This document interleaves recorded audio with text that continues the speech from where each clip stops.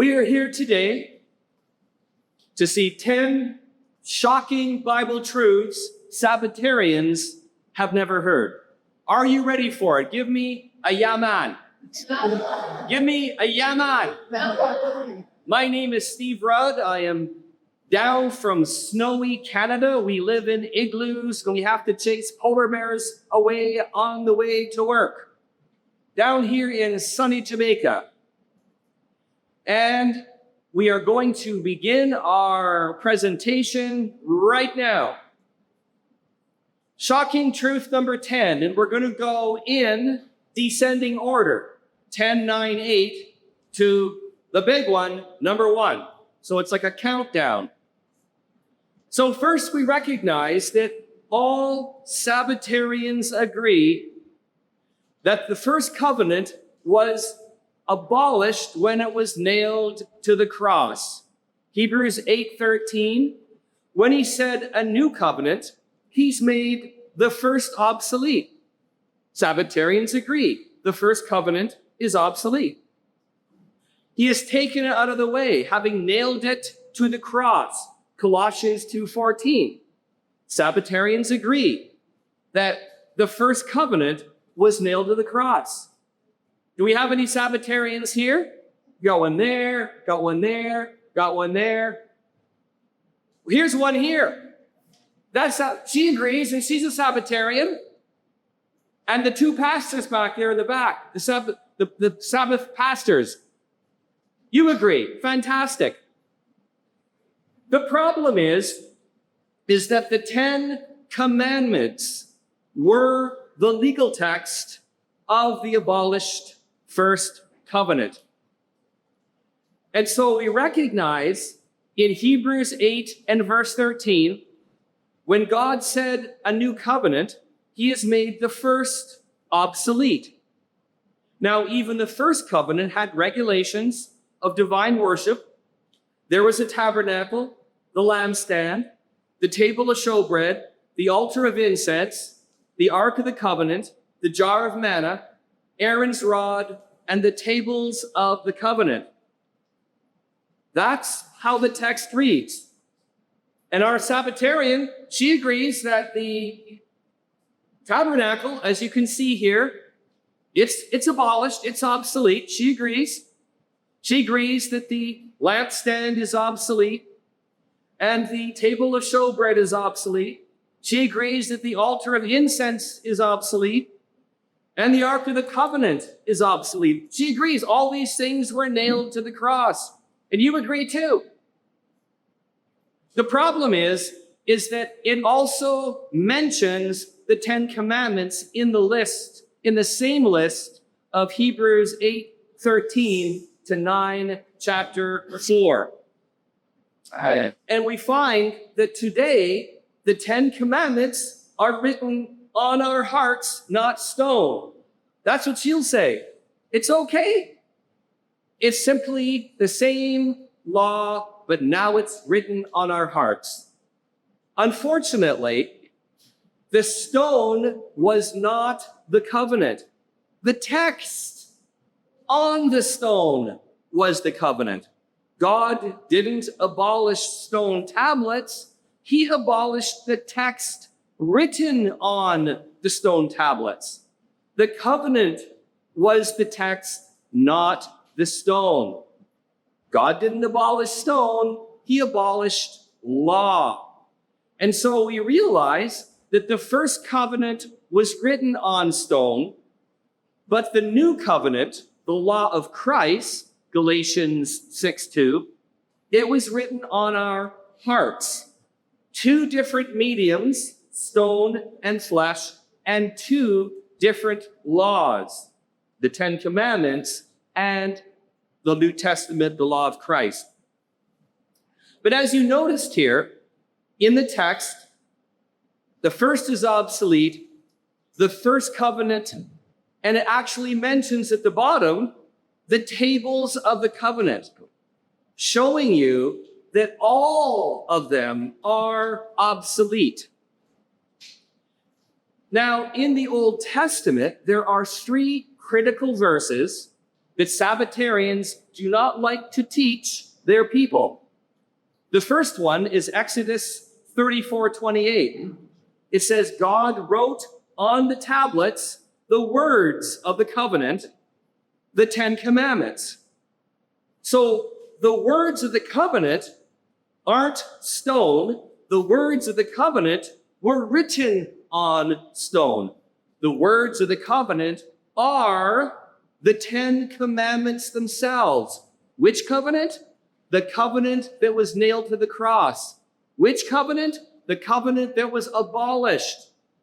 Number 2, Deuteronomy 4:13. God declared his covenant, which he commanded you to perform. That is the 10 commandments. And he wrote them on 2 tables of stone. Again, the covenant is specifically defined as the 10 commandments, the first covenant. And then finally, in Deuteronomy 9 in verse 9, it says, when I went up to the mountain to receive the tablets of the stone, the tables of the covenant, it's very clear that the 10 commandments are the first covenant, and they are abolished and taken out of the way. In 1 Kings 8 and verse 9 and then 21, we have what's called a Hebrew parallelism. In verse 9, it says there was nothing in the ark except 2 tablets of stone. And in verse 21, it says, in the temple I've set a place for the ark, in which is the covenant of Yahweh. Now, there is only one thing in the ark, and that was the 10 commandments. And yet it says in the second verse, the only thing in the ark was the covenant of Yahweh. That proves that the 10 commandments themselves are the first covenant that has been nailed to the cross. So the text of the first covenant was the 10 commandments, which was written on the tables of the covenant, which was inside the ark of the covenant, which was inside the temple. And so we recognize that the first covenant, the text of the first covenant, was written on stone. And when we have these two referred to as the tables of the covenant, that means the text of the covenant was written on the tables. That's why it's called the tables of the covenant, the 10 commandments. And it's called the Ark of the Covenant because the covenant was put inside. The 10 commandments were put inside the Ark of the Covenant. The book of the law was outside the ark, on the side of the ark, but the covenant itself was inside the ark. So the 10 commandments are the first covenant, which was abolished. It is inescapable. Both the first covenant inside the ark and the book of the law on the side of the ark was abolished, but the law on the side of the ark was also abolished. Both of them were abolished. The book of the law is never called the covenant. Only the 10 commandments are called the covenant. So while both the 10 commandments and the book of the law were both abolished, only the 10 commandments were called the covenant, never the book of the law. Okay, we've done number 10. Now we're going to go to shocking truth number 9. Are you ready? Give me a yaman. Okay.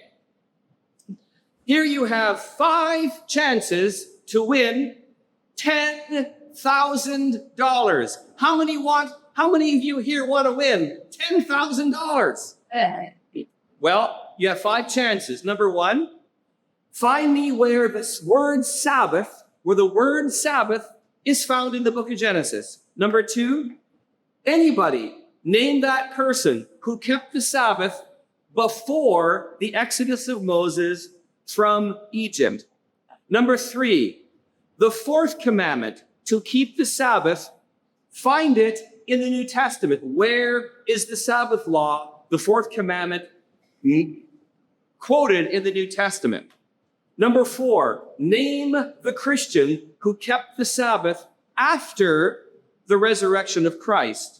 And number 5, name the group of Christians who kept the Sabbath anytime as late as AD 1000, before AD 1000. You have 5 chances to win. So your first chance, find me where the word Sabbath is found in the book of Genesis. Fact, the unique word for the weekly Sabbath in Hebrew, Sabbaton, is never even used in the book of Genesis. The first time the word Sabbath is used is in Exodus 16:23, after crossing the Red Sea in the wilderness of sin, before they got to Mount Sinai, and they were clearly unfamiliar with the Sabbath at that time. They'd never heard of it before. Read the text. It's clear. In Exodus 16:23, it reads, this is what the Lord meant, explaining it to them. Tomorrow is a Sabbath observance, a holy Sabbath to the Lord. Your second chance to win $10,000 is find anybody, name that person, anybody who kept the Sabbath before the exodus of Moses from Egypt in 1446 BC. Fact, nobody before the Exodus kept the Sabbath. Adam, Noah, Melchizedek, Abraham, they never kept the Sabbath. There's not a single Bible text that says they did. God rested on the seventh day of creation once, but not every week afterwards. God does not rest every 7 days. He's God. And Moses was the first to hear about the Sabbath 4,108 years after creation. And then at that time, in 1446, then God blessed it and for the first time recorded it in the Ten Commandments. The Sabbath is for Jews, not Gentiles, who were never in Egypt. It says in Deuteronomy 5:15, you shall remember that you were a slave in the land of Egypt, and the Lord your God brought you out with a mighty hand. Therefore, the Lord your God commanded you to observe the Sabbath day. Notice that this is a Jewish institution. It's a memorial remembering the Exodus because they were in Egypt as slaves. Therefore, it says, that's why God gave you the Sabbath. It could not be clearer. The Sabbath did not exist before the Exodus.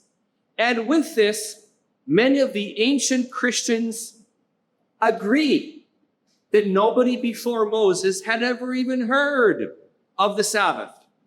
Take AD 150, Justin Martyr, who said, if there was no need of circumcision before Abraham or Sabbaths before Moses, we don't need either of them as Christians.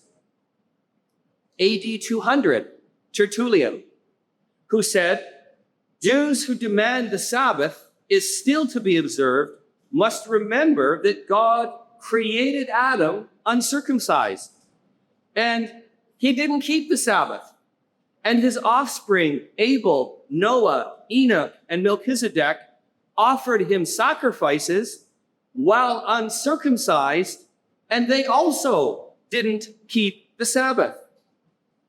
Finally, in AD 300, Eusebius, he said, Noah and Abraham did not observe Sabbaths, nor do Christians. Your third chance to win $10,000 is this. Find me where the fourth commandment is quoted in the New Testament. Fact. The fourth commandment is absent from the New Testament. Several others are quoted. Jesus quoted several others, but never the Sabbath. In fact, Paul taught that both the fourth commandment and the 10th commandment were both abolished, and that the Sabbath that remains in the New Testament is not the weekly Sabbath, but is in fact the eternal rest in heaven, not the weekly Sabbath. It says in Colossians 2:14-16, he has taken it out of the way, having nailed it to the cross. Therefore, let no one act as your judge in regard to festival, new moon, or Sabbath day. Notice the sequence of yearly, monthly, weekly. Now, Sabbatarians, they will argue that this refers to not the seventh-day weekly Sabbath, but it refers to the annual or monthly Sabbaths. And yes, there were annual and monthly Sabbaths. But we can prove them to be liars because we have in Scripture an entire sequence of patterns where God wanted to refer to the sum of all holy days. He referred to them in a pattern of yearly, monthly, and weekly in all these passages. Therefore, this proves that when it says Sabbath day, that refers to the weekly Sabbath, because the other Sabbaths are already named in Colossians 2:14-16, and therefore it would be redundant. And so what we learn is all of the Jewish holy days, all of their 7 annual feast days, all of their new moon festivals, all of the Sabbaths of the new moon, and the weekly seventh-day Sabbath based on the fourth commandment, it is all nailed to the cross, and Christians should not be celebrating them. Yes. It says in Galatians 4:10, Paul commented on this very thing, saying, you observe days and months and seasons and years like the Jews do, keeping their holy days, their Sabbath days, their annual festivals. He says, I fear for you that perhaps I have labored over you in vain. And so we find that the 10th commandment, thou shalt not covet, is clearly abolished in Romans 7:1-7. Now, as a footnote, all 10 commandments as a code of law are nailed to the cross. 9 of them were brought over by the Holy Spirit, by the New Testament writers and the apostles, by Christ. 9 of the 10 commandments were brought over into the new covenant. It's still technically wrong to say, I keep the 10 commandments, because that is an obsolete and abolished law. But yes, the covenant commandment is found in many places in the New Testament. And so all 10 commandments are abolished, none were reinstated into the law of Christ. And for example, under the new law, the law of Christ, it is still a sin to covet, not because it's found in the 10 commandments in Exodus 20 and Deuteronomy 5, but because it's found in passages like 1 Corinthians 5:10. And with this, Augustine agrees. In AD 410, Augustine said, which of the 10 commandments should Christians not keep except the observance of the Sabbath, which ought not to be kept by Christians? Now, Augustine is saying exactly the same thing that I am saying, that the 10 Commandments is a code of law. All 10 of them are abolished, but 9 of them were brought into the New Testament. So the 4th commandment was abolished in Colossians 2:14, 17, so we can actually break the Sabbath. It's specifically identified as being abolished.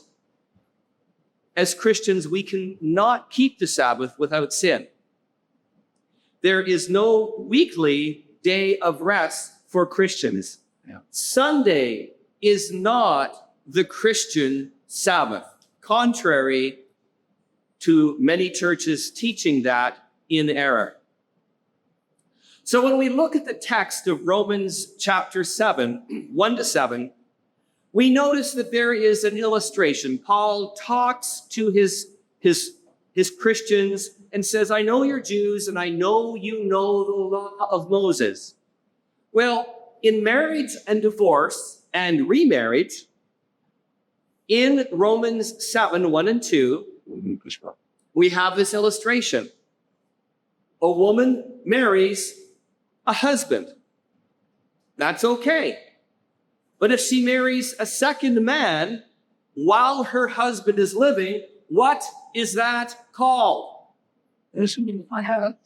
Adultery. Adultery. How many of you women here want to go and marry a second husband? Raise your hand. Good. Keep your first husband. However, if you're unfortunate and your first husband dies, then you can marry a second husband. So we find that's in human marriage, but spiritually, the illustration continues in Romans chapter 7, verse 3. The church bride, in regard to the law of Moses, the church was once, as Jews, bound to a husband. Moses was their husband in this illustration, and they were alive to the law of Moses. But if Christians, which is what Paul was teaching against, the Christians were keeping the law of Moses, they were keeping annual Sabbath days, they were keeping the weekly Sabbath sometimes, and they were practicing circumcision. And Paul said, don't do that, because when you do that, you're now married to a second man, and you haven't killed off Moses yet. That is adultery. So if the church bride keeps the Sabbath and the law of Christ, what is that called? Adultery. But if the law of Moses is abolished and nailed to the cross, then it's okay to be married to Christ without adultery. We are now bound to our husband. The church is the bride. Christ is our husband. And the law is not Moses' law. It's the law of Christ in Galatians 6 and verse 2. So we see this parallel illustration used here in these passages. You marry a man, but if a woman marries a second man and has 2 husbands at the same time, that's adultery. But if the first husband dies, it's okay to be married to the second man. Christians who keep the Sabbath are spiritual adulterers. What could be more clear? In Galatians 5:4, Paul makes this chilling condemnation of people who keep the law of Moses, including annual feast days and the weekly Sabbath. It says, you are seeking to be justified by law. You have been severed from Christ. You have fallen from grace. Cyril in AD 350 agreed. He said, do not fall away into Judaism, keeping Sabbaths. So that's what Paul was referring to. You're severed from Christ, fallen from grace, if you keep the weekly Sabbath and the annual Jewish feast days as a Christian. You cannot be married to two men at the same time. It's spiritual adultery. But let me prove to you now that the 10th commandment is abolished. We read, beginning in verse 4 of Romans 7. Now we have been released from the law, having died to that by which we were bound. What shall we say then? Is the law sin? May it never be. On the contrary, I would have not come to know sin except through the law. For I would have not known about coveting if the law had not said, you shall not covet. Now, why would he say, is the law sin? Because he's just told them that the 10 commandments and the law of Moses are abolished. We're dead to them. It's not a law that has any bearing over us anymore. He said it wasn't a sinful law. But now we realize that the purpose of the law, and this is what Galatians 3 tells us, was to lead us to Christ, to teach us about sin. Now, what we find then is released and died to the law. See? Which law are we released from? Which law have we died to? Which law are they talking about? Well, it's actually mentioned 4 times. It tells you which law is nailed to the cross. 4 times, and it's thou shalt not covet. What therefore we know for certain is that Paul is specifically telling us in Romans 7 that the 10th commandment is no longer in force. We are released from the 10th commandment. We have died to the law. And what he's doing here, he's picking out the 10th commandment to represent the whole of all of the 10 commandments. That's the key that he's making. He's actually teaching right here, not just that the 10th commandment is abolished, but all of them are abolished. So we realize if the 10th commandment is abolished, along with all of the other 9, and Christians who keep the 10 commandments are spiritual adulterers. When churches teach their people to keep the 10 commandments as a code of law, that's false. That's heresy. It's not biblical. Do not be severed from Christ. Do not be fallen from grace. Do not be an adulterer. You have a new husband, Christ. So we have to make a choice between keeping the first covenant or the law of Christ. Which law do Christians keep? The law of Moses or the law of Christ? Which law will you keep? The law of Moses or the law of Christ? Will you keep the law of Christ? Give me a yeah, man. Are you going to keep the law of Moses? Oh, I don't. No, man. So we see that the 4th commandment is never quoted in the New Testament. But there is a Sabbath that does remain for Christians, but it's not the seventh-day weekly Sabbath. The Christian Sabbath is not Sunday. The Christian Sabbath is a continuous eternal rest in heaven and not just one day a week. So for the Adventists, their heaven that remains is every 7 days they rest. I want to rest in heaven 7 days a week. Adventists, their heaven, they only rest 1 day a week. Which heaven would you rather rest? 7 days a week or just one day a week. So the text in Hebrews 4 and 8 says, if Joshua had given them rest, he would not have spoken of another day after that. So there remains a Sabbath rest for the people of God. For one who has entered God's rest has himself also rested from his own works, as God did from his. Now, this is a very important passage because it shows us that God does not keep the weekly Sabbath. Sabbatarians, they will tell you, well, God rested on the seventh day, and he's rested every seventh day since. That's ridiculous. He's God. He doesn't rest like that. There's no evidence he does. And this verse tells us that he does not rest every 7 days, but he's had a continuous rest since the seventh day of creation.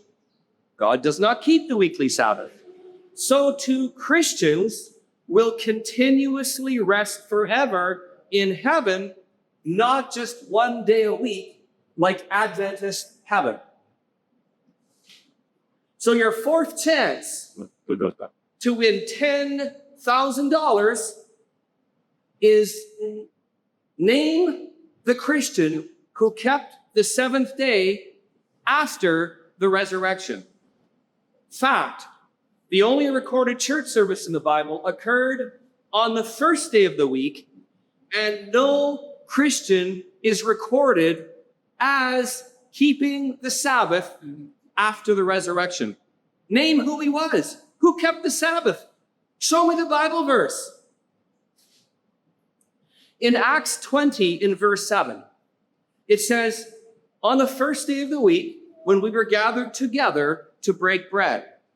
Now, in the text, it's like a videotape. You know, you're actually hearing and seeing a broadcast of a live worship service as it progresses. And we know that they extended the talk, and Eutychus fell out, and gives you a narration. The only recorded church service in the Bible is on the first day of the week. Never is a church service recorded as being on the Sabbath. Now, we know that when they gathered together to break bread, they gathered together for the purpose of breaking bread. We know this was not a common meal. This was the Lord's Supper. On the first day of the week, we gathered together for the Lord's Supper. We didn't gather together to hear a preacher. We didn't gather together to read a Bible verse. We didn't gather together for any other reason. Well, primarily for breaking bread. And that's what we do. We know that this refers to the Lord's Supper in Acts 20, verse 7. On the first day of the week, we were gathered together to break bread. That's the Lord's Supper, not a common meal. Because in 1 Corinthians 11 and verse 3, Paul forbade eating common meals while assembled. Gathering together on the first day of the week in church for a common meal is forbidden. Therefore, we know this is communion. We also know from 1 Corinthians 16, 1-3, it says on the first day of every week, that means every Sunday, each one of you is to put aside and save so that no collections be made when I come. Now, Sabbatarians and Seventh-day Adventists, they will say, this means that each of you individually gather together on the Sabbath, but then on Sunday, you take money and put it into each one of your little piggy banks, and then you save it up at home. That cannot be what is happening here. Yes, the collection was on the first day of the week, but it had to be made in such a way that no collections needed to be made when Paul arrived. If the Adventists all had their money at home, saved up in separate piggy banks, and Paul just shows up. They didn't have texting. They didn't have cell phones. Paul just showed up. And many people might not be there. And none of them would bring their money. Then Paul would have to go from house to house to house, spending and wasting all that time to collect the money. Therefore, it says, when you put aside and save, it's done in such a way that a collection did not need to be taken place. The only way that works is if you take the collection Back out. in a common treasury like we did today. All the money is put in here on the first day of every week. One of them in the congregation keeps it together in one place. And when Paul comes in, he says, where's the money bag for the saints? And he just hands it to them. No collections need to be made. This just in, breaking news, Fox News Sunday. Meghan Kelly reporting, Seventh-day Adventist preacher is a Friday keeper after preaching 84 Fridays in a row in a mosque, trying to teach Muslims to keep the Shabbat.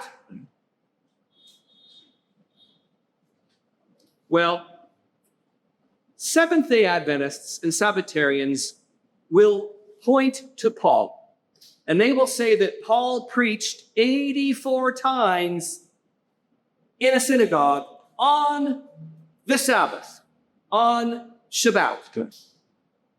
Therefore, he's keeping the Sabbath. That has to be one of the most ridiculous arguments ever. A Sabbatarian preaching in a mosque doesn't make him a Friday keeper of Yom Jum'ah. A Jew preaching in a church doesn't make him a Sunday keeper. Paul preaching in a synagogue doesn't make him a Sabbath keeper. And if I go to one of the local Seventh-day Adventist churches and preach to them this Sabbath, that they're worshiping on the wrong day, that doesn't mean that I was keeping the Sabbath with them. Your fifth and last chance to win $10,000. Yeah, come on. Name the historic group of Christians who kept the Sabbath before AD 1000. Fact, the universal record of history, the Apostolic Fathers, the Christian teachers, the Byzantine teachers, the universal record of history proves that Christians never kept the Sabbath and always assembled for worship on Sunday, the first day of the week. Sunday was never called the Christian Sabbath until after AD 1600 during the Reformation. And in 1863, Ellen G. White changed the historic day of Christian worship from Sunday to Saturday because of a demonic vision that she had. So here we have a number of ancient Christians who have recorded their views on Saturday versus Sunday worship. In AD 100, Barnabas said, we keep Sunday on which Jesus rose again from the dead. In AD 150, Justin said, Sunday is the day on which we all hold our common assembly. In AD 200, Tertullian said, we solemnize Sunday, the day after Saturday, in contrary to the Jews, who call this day their Sabbath.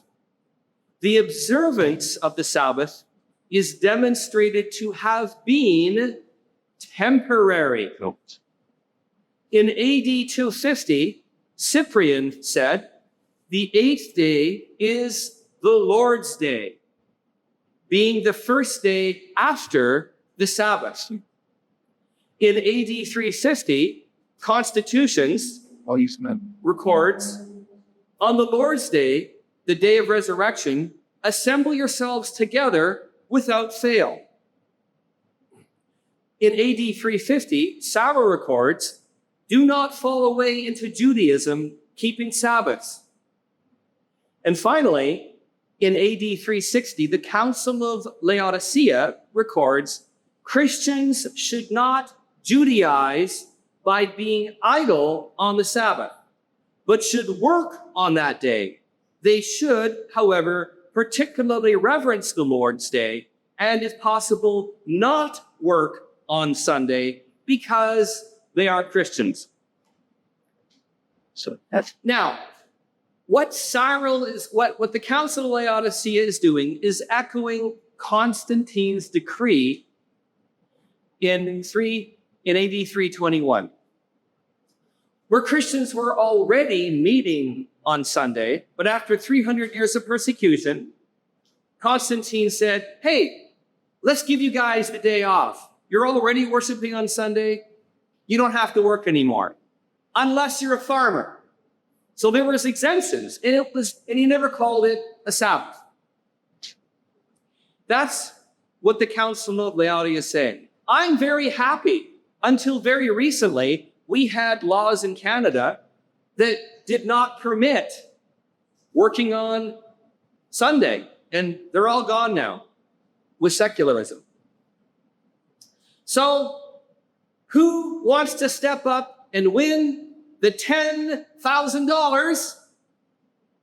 Nobody has won. We have no winner. And I want to ask you a question. What kind of a church makes this clown cry? Who makes a clown cry? Sabbatarians make him cry because he wanted to give away the $10,000 and nobody won the prize. Shocking truth number 8. 25 reasons why Sunday is important to Christians, and 0 reasons why the Sabbath is important to Christians. And you have the handout. Here it is. I'm only going to read the first 5. Here's 1 to 15 and 16 to 25. I'm only going to read a few of those. The Lord's Day is Sunday, the day Jesus rose from the dead, not the Sabbath. All 6 appearances of Jesus happened on Sundays, never on a Sabbath. Christians are recorded assembling 3 times on Sunday after the resurrection and before ascension, but never on the Sabbath. The only church service recorded in the New Testament is on the first day of the week, never on the Sabbath. They worshiped on Sunday, not Saturday.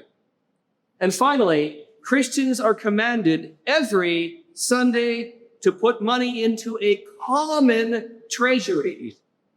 Not save it up at home, a common treasury. It's just like game over. Clearly, the Sabbatarians have been lying to their people about which day of the week good talk about.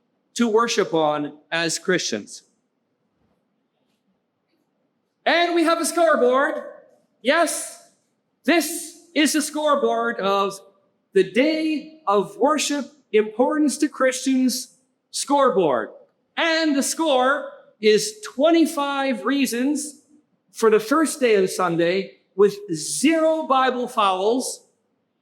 And for the Sabbath, Saturday, the 7th day of the week, there are 0 reasons on the scoreboard why the Sabbath is important to Christians.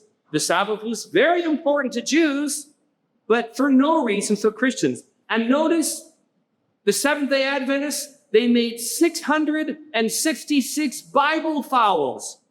Who does that? 666 Bible fouls. The scoreboard doesn't lie. The winner is the first day of the week. That is the day that's important to Christians, not the 7th day of the week. Shocking truth number 7. The Sabbath and circumcision were signs of the first covenant, which was nailed to the cross. Notice, and here we have the Bible verses, that the Sabbath was a sign between God and the Jews throughout their generations. And circumcision was a sign between God and the Jews throughout their generations. And the Sabbath was a memorial of their slavery in Egypt as a Jewish memorial that has no meaning to Gentiles. And so both Sabbath and circumcision are a sign throughout the Jewish generations. We know circumcision has been abolished, and we know the Sabbath has been abolished. Yes, they were both signs. They were both throughout the generations, the exact same Hebrew text. Interesting. But they're both abolished. Okay. Shocking truth number 6. Matthew 5:17 says that Jesus abolished the law of Moses. Amazingly and shockingly, Seventh-day Adventists will use Matthew 5:17 and twist and contort the Word of God into saying exactly opposite to what it's actually saying. The doctrine. It reads, I came not to abolish the law or the prophets. And they stop. I came to fulfill until heaven and earth pass away. Not the smallest letter or stroke shall pass away from the law. And they stop. They never read those last 4 words. I'm going to have to check a Seventh-day Adventist Bible, find out if the last 4 words, until all is accomplished, are even in their Bible. What you have here is a double condition. The law will remain in force forever, that's condition 1, until Jesus fulfilled the law, that's condition 2. Now, how many of you parents here, how many mothers have a picky child at the dinner table? Raise your hand. Yes, there's you and there's you. Yeah. I've got a picky granddaughter. She won't eat anything but chicken McNuggets. Take her to the all-you-can-eat Chinese buffet and she'll eat French fries and chicken McNuggets. So what you need to do is what we've all done to our children. You are going to sit at that dinner table until you eat every last piece in your plate until bedtime. Did you notice there's a double qualifier, a double condition?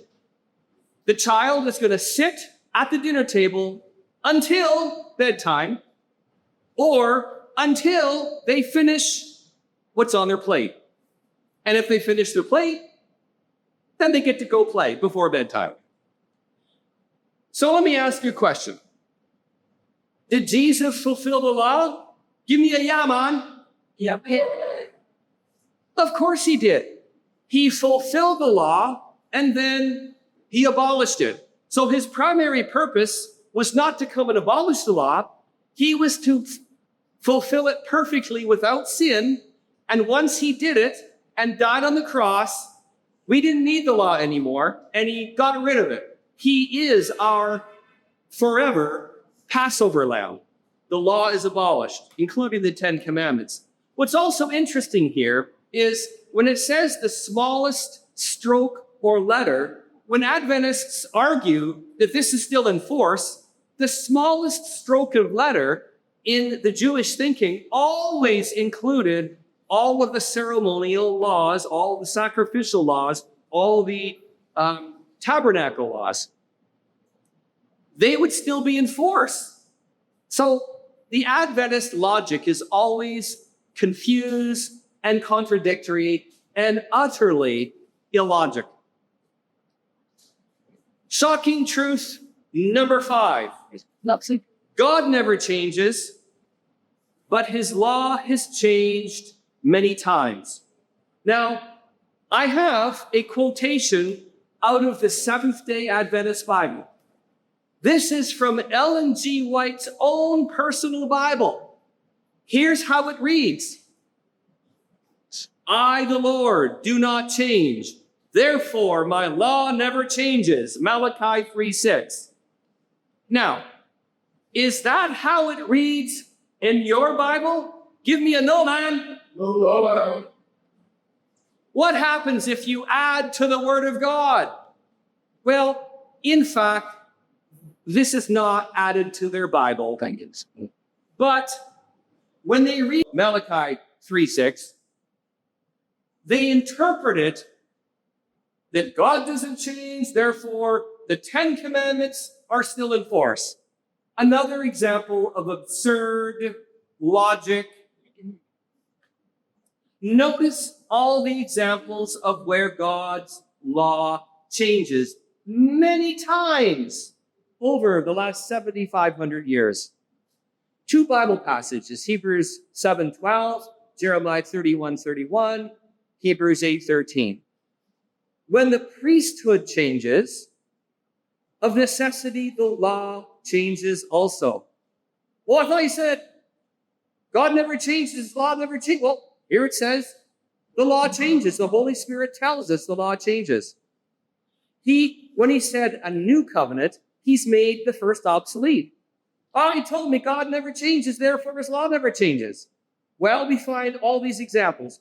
Kosher food laws. Before the flood, they were vegetarians. They didn't eat meat. From 5554 BC to 3298. Then, after Noah, the non-kosher laws were brought in where they could now eat meat, but they could eat pork. There were no restrictions on being a meat eater. Until the time of Moses, then the kosher laws were brought in. No more bacon. Until AD 33, when Christ died on the cross, on the 3rd of April, AD 33, he died on the cross, and he abolished all of the food laws. So give me the bacon, please. We can eat it again. Number 2, circumcision. From Adam to Abraham, there was no circumcision. Then from Abraham to the cross, there was circumcision. And then it was abolished for Christians. I thought if God never changes, his law never changes. See how silly that is? Tabernacle worship and animal sacrifices and the Aaronic priesthood. From Adam to Moses, there was no tabernacle worship. From Moses to Christ, there were hundreds of new Mosaic laws brought in until Christ abolished them all. And ever since it's abolished, we don't keep tabernacle worship. We don't keep animal sacrifices. We don't have the Aaronic priesthood. Every Christian now is a priest. We are the priesthood of God that replaced the Aaronic priesthood. And finally, the Sabbath. There is no Sabbath from Adam to Moses. Then Moses taught Israel, after crossing the Red Sea, they kept the Sabbath until Christ abolished it when he nailed it to the cross in AD 33. Shocking truth number 4. First of all, I would like to ask you, what kind of a church scares this beautiful little boy? Who would scare a little boy like the Seventh-day Adventist church? Sabbatarians scare this little boy. How? He goes to Sunday school and he wants to learn about Jesus. And the Seventh-day Adventists say, if you go to church on Sunday, you're the mark of the beast, you're worshiping the devil, you're 666. Scaring little kids that go to church on Sunday. Who does that? Well, sometimes following the example of Jesus is the wrong thing to do. If we must keep the Sabbath because Jesus, our example, kept the Sabbath, which is the Seventh-day Adventist argument, another silly, illogical argument, then we must also keep animal sacrifices because Jesus commanded a man to make a sacrifice. Jesus cleansed the leper in Mark 1:40. Jesus touched the leper and healed him, then commanded, "Go show yourself to the priest and offer for your cleansing what Moses commanded as a testimony to them." Do not follow the example of Jesus in three things. Number one, do not offer animal sacrifices. Jesus did, don't you. Number two, don't touch a leper. You can catch leprosy if you have an open sore by touching a leper. Jesus touched a leper. Don't follow his example. Number three, don't keep the Sabbath. Jesus kept the Sabbath, but he was a Jew. He was born a Jew, lived a Jew, died a Jew. He kept the law every day of his life. And then when he died on the cross, all the Jewish laws were abolished. So just because Jesus, our example, kept the Sabbath, he also touched lepers, and he also had animal sacrifices. So the example of Jesus cannot be used to prove that we keep the Sabbath. Shocking truth number three. It is impossible to divide the law of Moses into moral and ceremonial partitions. This is one of the most outrageous arguments that Sabbatarians and Seventh-day Adventists make. They say the Ten Commandments were the moral law, and the book of the law is the ceremonial law. So you got the Ark of the Covenant. Inside is the Ten Commandments, the moral law. And on the side of the Ark, that's where you have the ceremonial law. And it's wrong. Why? Because in the Ten Commandments, which they call the moral law, the fourth commandment is, by definition, a ceremonial law. It's keeping days. It's a ceremony. There's nothing moral about keeping the Sabbath. And just because a Seventh-day Adventist preacher tells you the Sabbath is a moral law, ignore him. He's lying to you again. He's just pulling it out of his head. He's inventing false doctrine. The Sabbath is not a moral law. It's a ceremonial law. And it's in the Ten Commandments. And then in the ceremonial law, on the side of the Ark, the Ten Commandments are recorded twice. And the two greatest moral laws are not found in the Ten Commandments. They're found in the book of the law on the side of the Ark, which Adventists call the ceremonial law. It is utterly absurd. You cannot divide the law of Moses into moral and ceremonial partitions. Such a division is impossible. Shocking truth number two. Now, here is a local Jamaican. I don't know who he is. Does anybody know who this is? Bob Marley? Really? That's important. What kind of a church scares Bob Marley in Jamaica? Is that a good thing to do? Say, no, man. You're part of the hype. Do you want to make Bob Marley happy? Give me a yes, man. Yes, sir.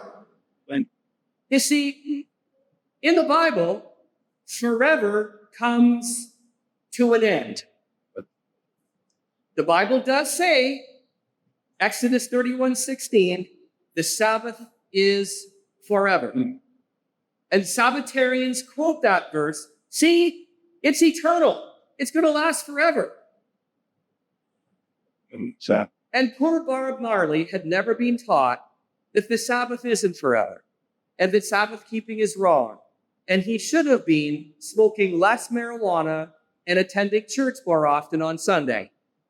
Well, the word forever in the Old Testament is from the Hebrew word olam. And in this collection of verses, with the exception of the Jonah reference, it uses the word olam throughout your generations. Every one of these things in the list are forever throughout your generations. What does that mean? It means forever throughout your Jewish generations.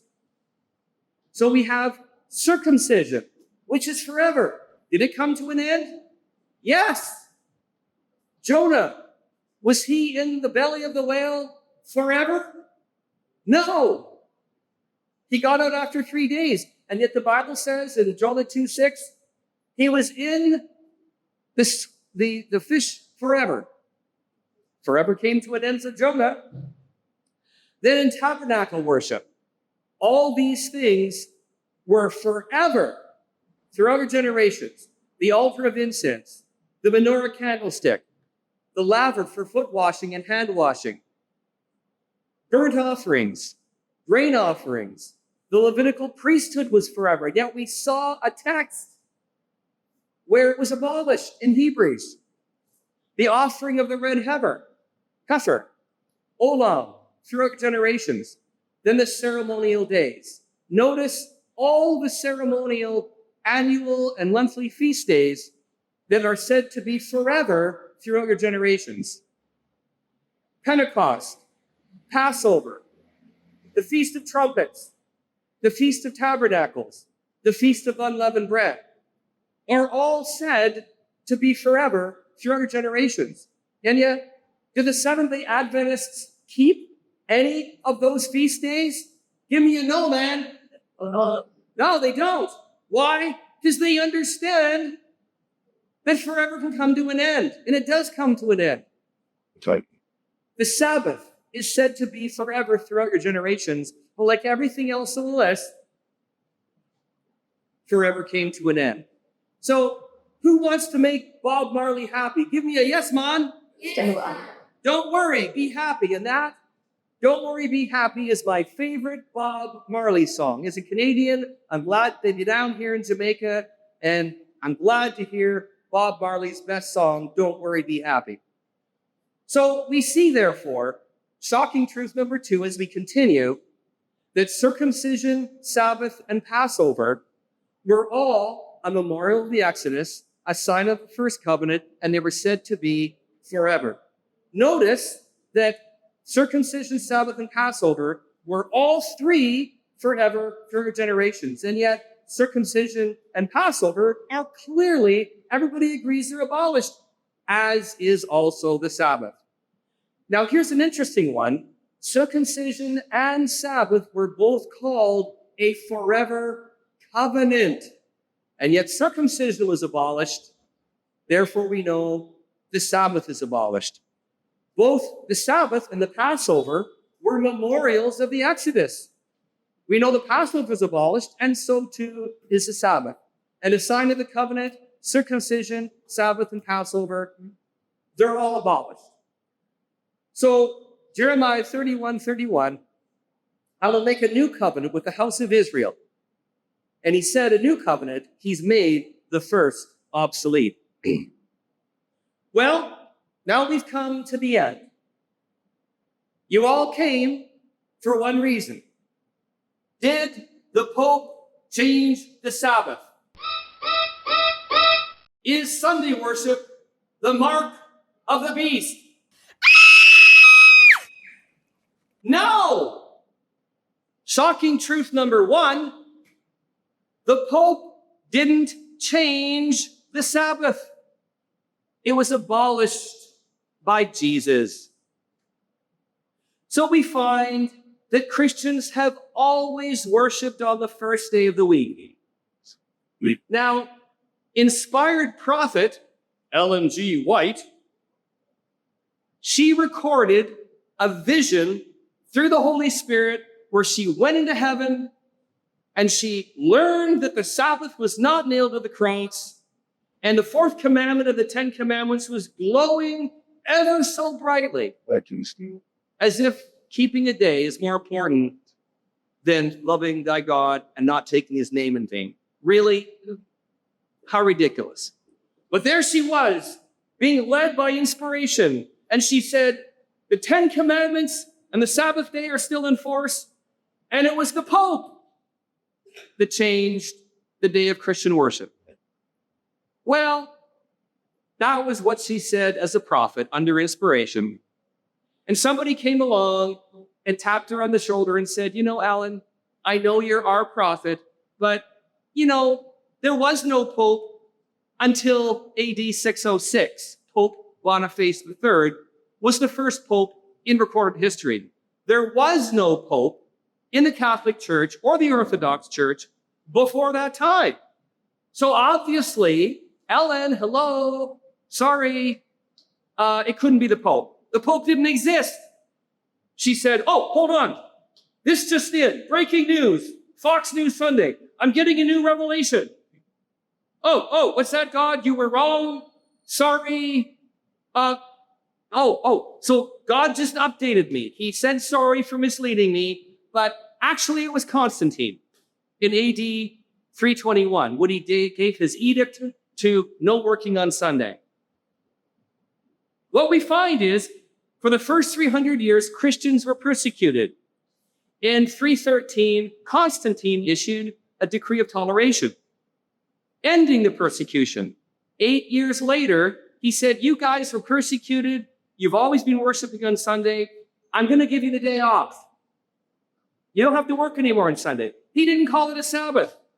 Now, that's Ellen G. White's updated version of her inspiration. Seventh-day Adventist scholar Samuel Bacciocchi, he said, well, Ellen G. White is wrong. In fact, it was Hadrian, Emperor Hadrian, in 135 AD. Now, the problem is that any time a Seventh-day Adventist tells you that Hadrian changed the day of Christian worship, they are automatically proclaiming Ellen G. White a false prophet because she said it was the Pope or Constantine under inspiration, and now Adventists are saying, well, our prophet's wrong. It's really Hadrian. Well, there's zero proof that anybody changed the day of Christian worship, and Samuel Bacciocchi, he's just fabricating. What I call these are the unicorn theories of Sabbatarians for how the day of Christian worship changed from Saturday to Sunday. It never was changed. It's unicorn theology, it's false doctrine, and Adventists and Sabbatarians that say that the Pope or Constantine or Hadrian changed the day of Christian worship, they are lying to you, they are deceivers, they are false prophets. Come out from among them and join us here on the first day of the week, here at the Church of Christ on the first day of the week for worship. So who changed the day of Christian worship? It was Ellen G. White. Ellen G. White spoke out against the Most High God by making alterations in the time of law. Come next Sunday to 14 Foster Avenue beside Jarrett Park. Talk to Maxwell James.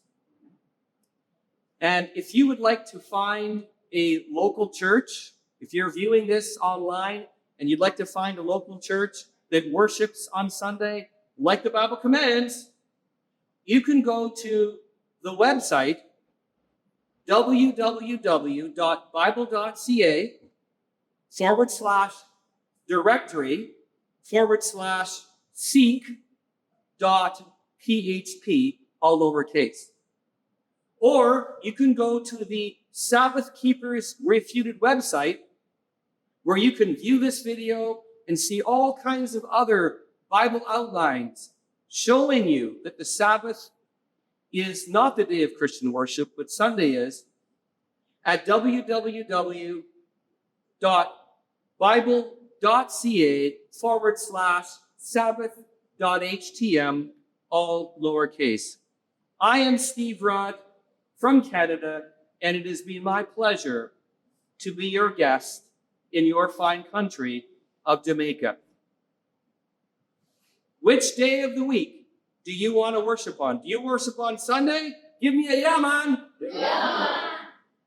On the Sabbath, give me a no, man. No, man. Thank you very much.